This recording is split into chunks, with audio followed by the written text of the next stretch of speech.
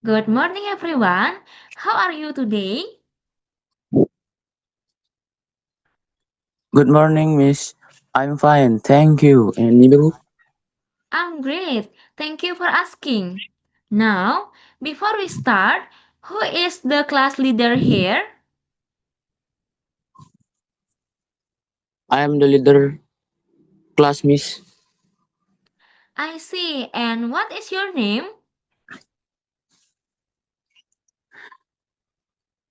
My name is Agustia, Miss. Alright, Agustia. Before we start our lesson today, let's pray together. Agustia, as the class leader, could you please lead the prayer? Yes, Miss. Friends, before we start our lesson, let's pray together. Pray begin. Pray finish. Thank you, Agustia. Before we continue, let me introduce myself. My full name is Igusti Agung Ayu Rai Angelita Utami, but you can call me Miss Angelita. I am your mathematics teacher for this class. Nice to meet you, Miss Angelita. My full name is Ideo Budi Agustia Pramana Putra, but you can call me Agustia.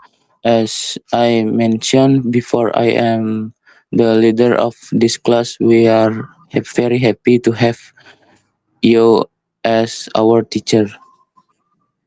Nice to meet you too, Agustia. I'm happy to be here. Now, let me check the attendance. Is anyone absent today? Everyone is here, Miss. Excellent!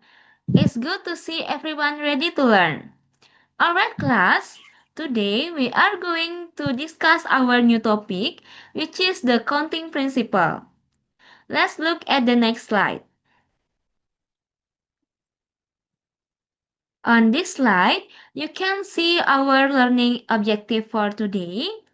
There are three main goals that I want to achieve. First, you will learn to understand and apply basic counting rules. This includes the addition and multiplication rule to solve everyday problems. Second, we will calculate various permutation. You are expected to understand factorial and use them to calculate different types of arrangements, such as permutation with distinct elements, identical elements, and circular permutation. And third, you will be able to differentiate and use combination. You should be able to distinguish between permutation and combination and use the formula when the other does not matter. Are you ready to start? Let's move on to the first material. Yes, Miss, we are ready. First, let's talk about the counting principle. It is a rule to determine the numbers of certain events or objects that occur. We call it counting because the result is always a whole number.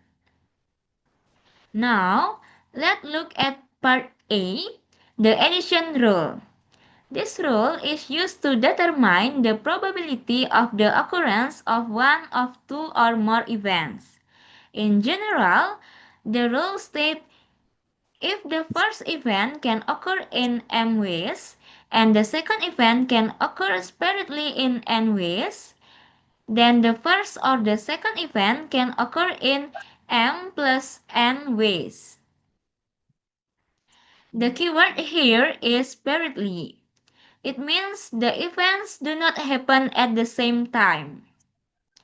Does everyone understand so far? I understand, Miss. So we just need to add the number, right?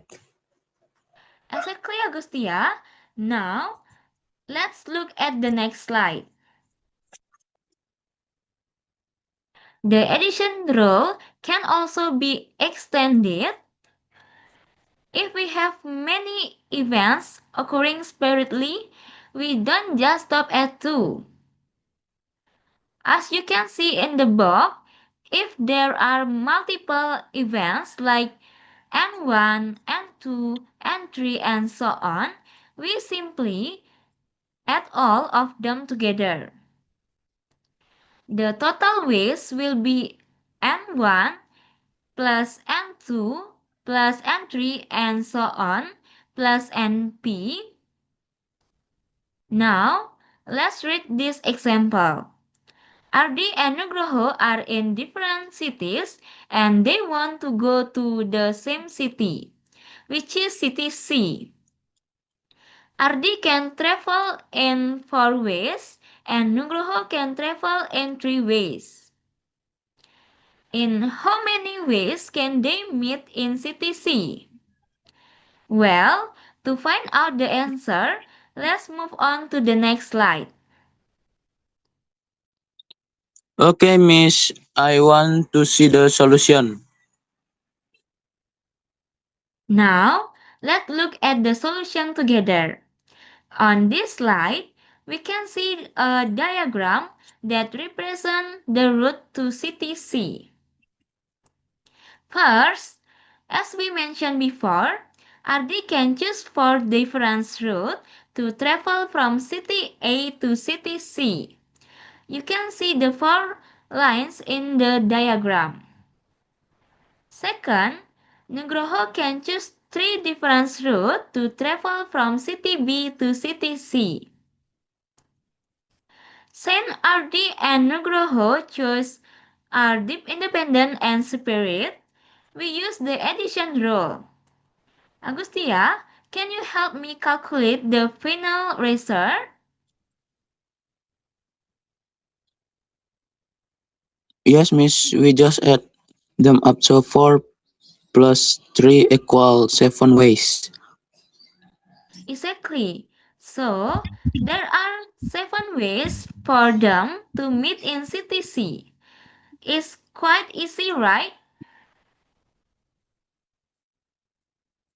Yes, Miss, the diagram makes is it much clearer. Now, let's move on to the next part, which is B, multiplication rule. Unlike the addition rule, we use this when a process consists of several steps carried out in sequence. Please look at the box.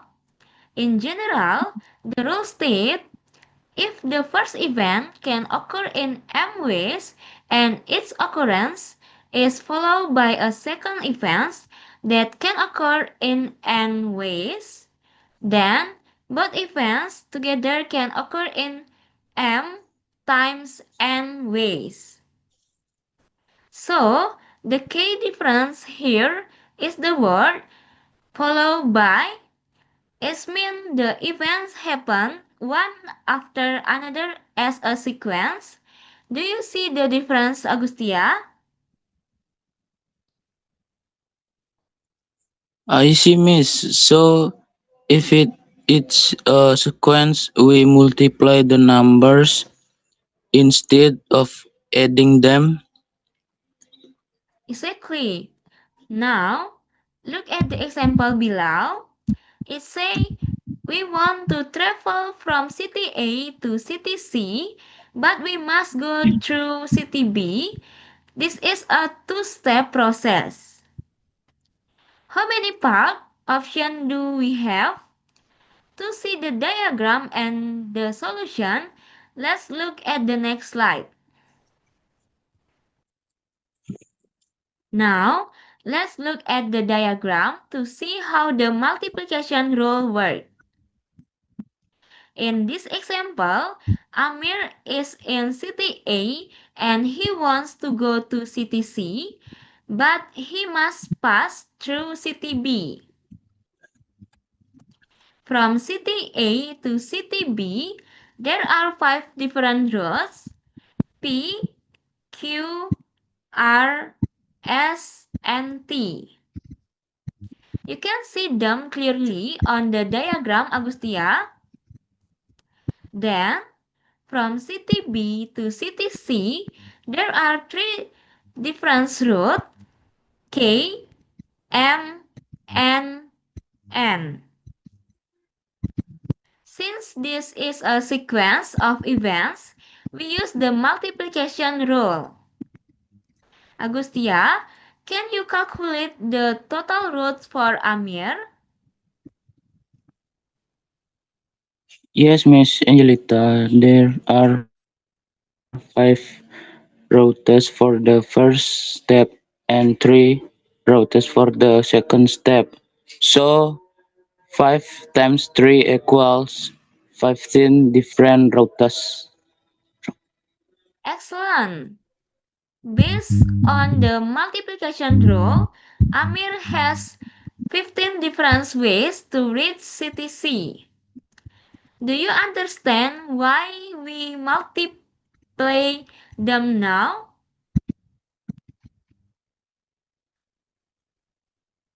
Yes, I do, because for every one route from A to B, there are 3 possible routes to continue to C. That's a great way to put it. Well done. Now, let's prepare for our next topic. So, to wrap up our previous example, we found that the number of routes Amir can take from city A to city C through city B is exactly 15 different routes. But what if we have more than two events? As you can see on this slide, the multiplication rule can be extended to several events. If there are k events where each event has n1, n2, n3 up to nk possible outcomes, then the total number of difference outcome in sequence is given by the product n1 times n2 times n3 and so on times nk.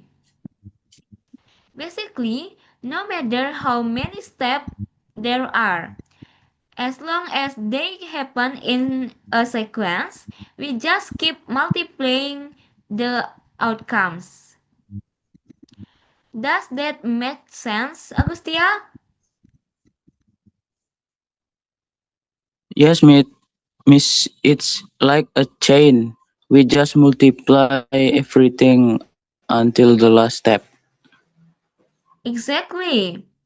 A chance is a perfect way to describe it. Well done.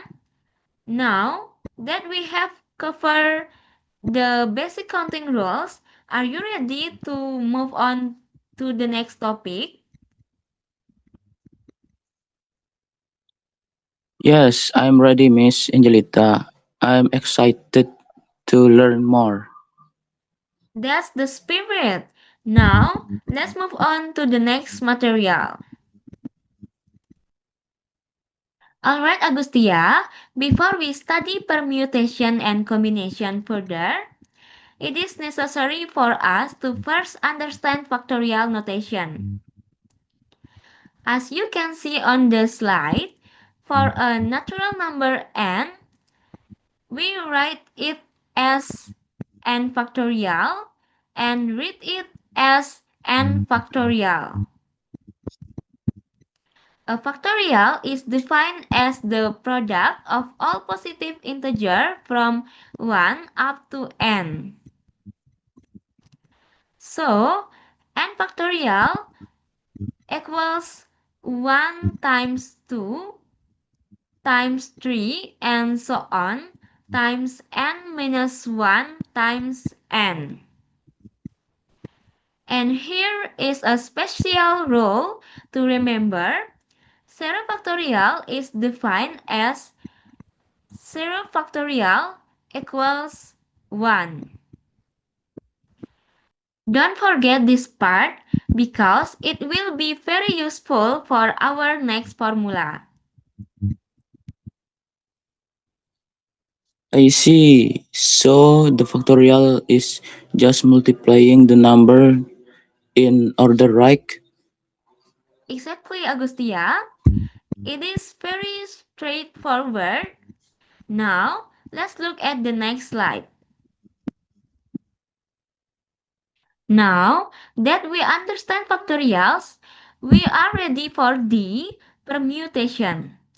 A permutation is a counting process that considers order or arrangement. Please look at the definition in the first box. It says that a permutation of k elements taken from n distinct elements in an arrangement where the order matters. This is the biggest difference from what we've learned before. There are several types of permutation. Now, we will focus on the first one, permutation of distinct elements. Look at theorem 1. If we want to find the number of permutation of R elements taken from n distinct elements without repetition, we use the formula permutation of n taken R equals n factorial divided by open parenthesis and minus R close parenthesis factorial. And if we take all the elements, so n equals R, the formula becomes very simple. Permutation of n taken n equals n factorial. Do you see how the factorial we just learned is used here, Agustia? I see it, miss. So we use the factorial formula to solve permutation problem, but I'm still a bit confused about why the order matter. That's a great observation. To understand why the order is so important, let's look at the next slide for an example. To understand how permutation work in a real problem, let's look at this example. We want to determine the numbers of arrangement of four different letters that can be formed from the word mentari. First, let's count the letters. The word mentari consists of seven distinct letters. Since the order of these letters matter in forming a word, we use the permutation formula where n equals 7 and r equals 4. So, we have permutation of 7 taken 4. As you can see in the calculation, this equals permutation of 7 taken 4 equals 7 factorial divided by open parenthesis 7 minus 4 close parenthesis factorial, which is 7 factorial divided by 3 factorial. Agustia, can you see how we simplify the calculation by stopping at 3 factorial in the numerator?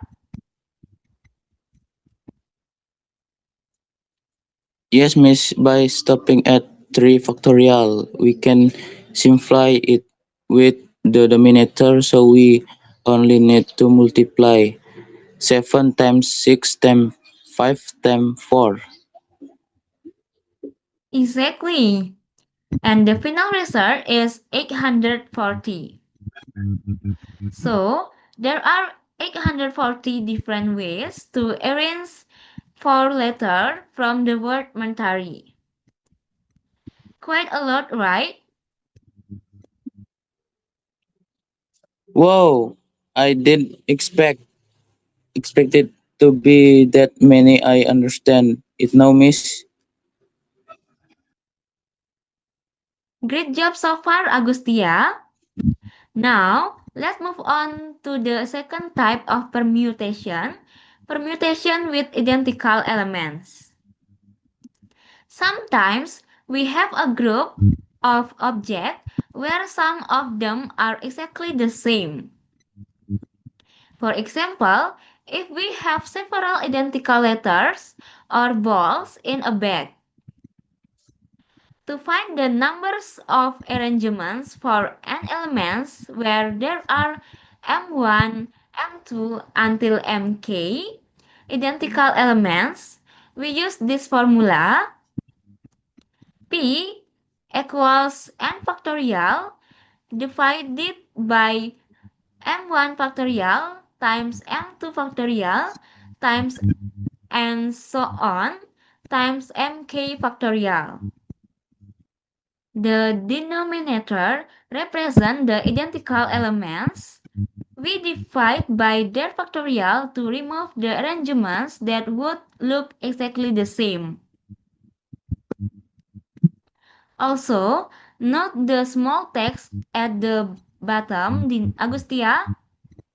M1 plus M2 plus and so on plus MK equals N.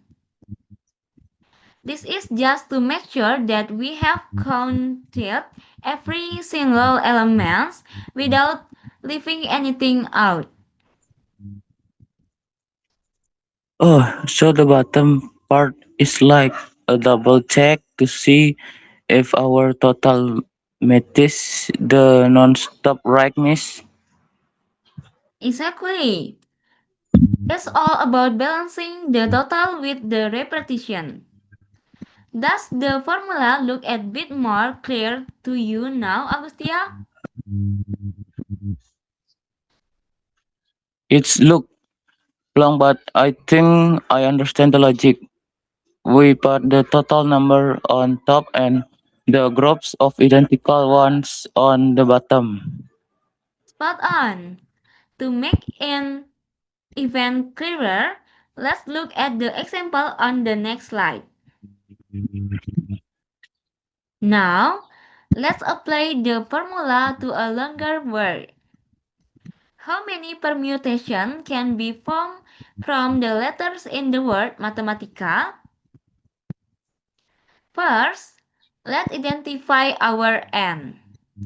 The word Mathematica consists of 10 letters, so N equals 10. But notice that some letters appear more than once. Let's count them. The letter M appears 2 times, the letter A appears 3 times, and the letter T appears 2 times. The other letters E, I, and K is appear only once. Now, look at the calculation.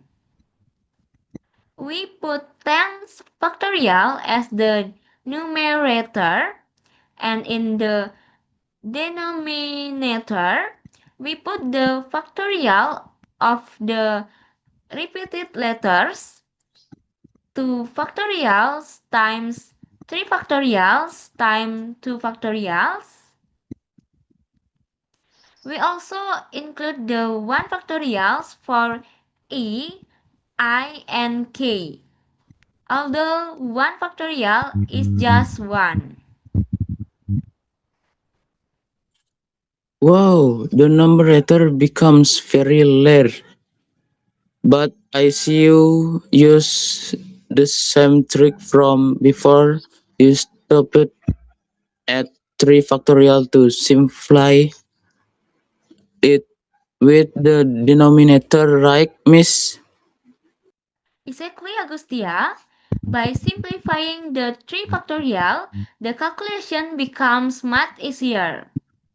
The final result is 151,200 different permutation.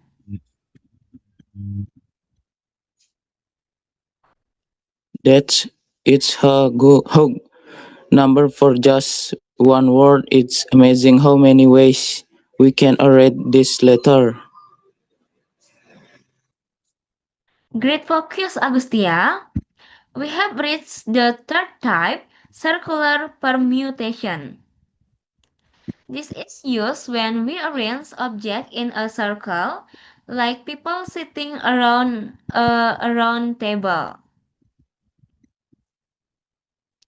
In a circular arrangement, there is no fixed starting point. To handle this, we have to fix one person position as a fixed reference point. That is why the formula is a bit different. As you can see on the slide, the formula for n elements is P sub S of n equals open parenthesis n minus 1 close parenthesis factorial. We subtract 1 because one element acts as the fixed reference point for the others. Oh, I see. So if we have six people, we don't use factorial, but we use 5 factorial instead. Exactly, Agustia. You got the point. Now, let's look at the example on the slide. There are six company managers seated around a circular table. How many different seating arrangements are possible? I think I can solve this using the formula, but I want to see the step by step calculation to be sure. Good idea. Let's move to the next slide to see the solution. Alright, Agustia. Now, let's see if your intuition was correct. To find the numbers of ways for SIG manager to sit around the meeting table, we use the circular permutation formula for SIG elements. As we discussed, we fix one position as a reference point. So the calculation is P sub S of SIG equals open parenthesis sig minus 1 close parenthesis factorial, which equals 5 factorial.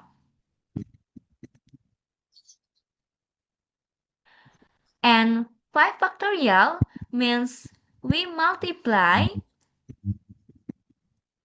5 times 4 times 3 times 2 times 1. Agustia, do you want to try calculating the final result?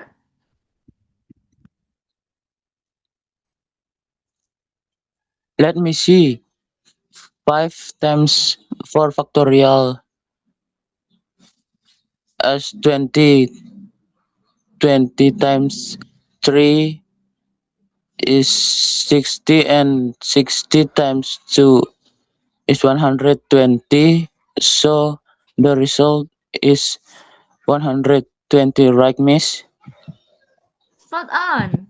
Therefore, there are 120 different ways the manager can be seated around that table. You've mastered all three types of permutation today. How do you feel about it?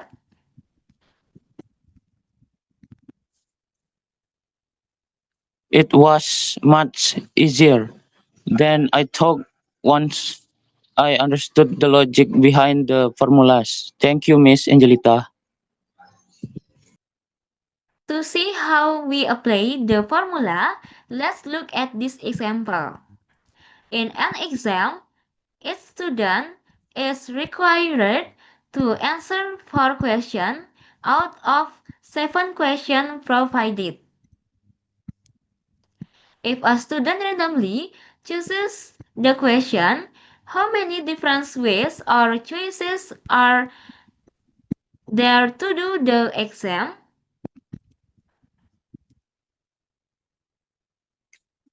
Miss, does it matter if I answer question number one first or question number four first? That's a great point, Agustia. In this case, the order of the question is not important. Whether you pick question 1 then 4 or 4 then 1 is the same set of questions. Therefore, we use the combination of 4 from 7, which is written as combination of 7 taken 4. Using our formula, combination of 7 taken 4 equals 7 factorial divided by 4 factorial times open parenthesis 7 minus 4 close parenthesis factorial, which simplifies to 7 factorial divided by 4 factorial times 3 factorial. After calculating 7 times 6 times 5 divided by 3 times 2 times 1, we get the result.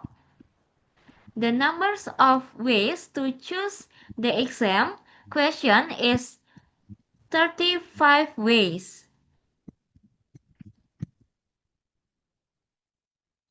I get it now. Combination are for when we just need to pick a group, not arrange them in a specific order. Alright everyone, since we have discussed the material from the addition rule to combination, I will give you an independent assignment to do at home. Please complete the exercise on page 45, specifically problems number 1 to 10, which cover permutation and combination. This task is intended so that you can be more fluent in applying the formulas we have learned today. I really hope that all of you can understand all of this material well. Do not hesitate to ask in the next meeting if there are still any confusing parts.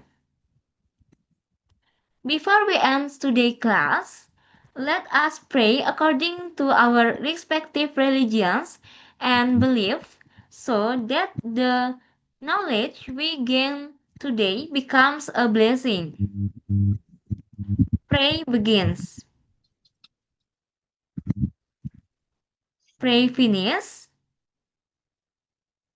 Thank you for your attention. See you in the next meeting. Thank you, Miss. See you.